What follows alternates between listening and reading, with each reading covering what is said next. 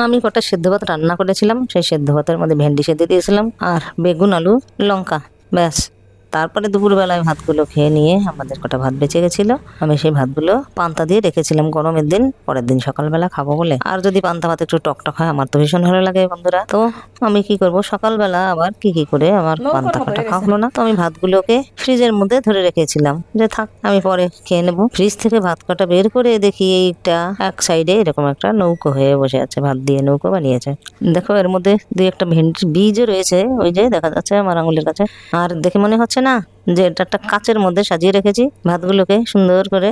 উফ বাবা কি ঠান্ডা, ধরা যাচ্ছে না। এরকম কেন হলো আমার ফ্রিজটা আমি সেটাই বুঝতে পারছি না। আমি তো ডিপ ফ্রিজে রাখিনি, নর্মাল টেম্পারেচারেই আমার ফ্রিজের মধ্যে কেমন ভাতের বরফ হয়ে গেছে।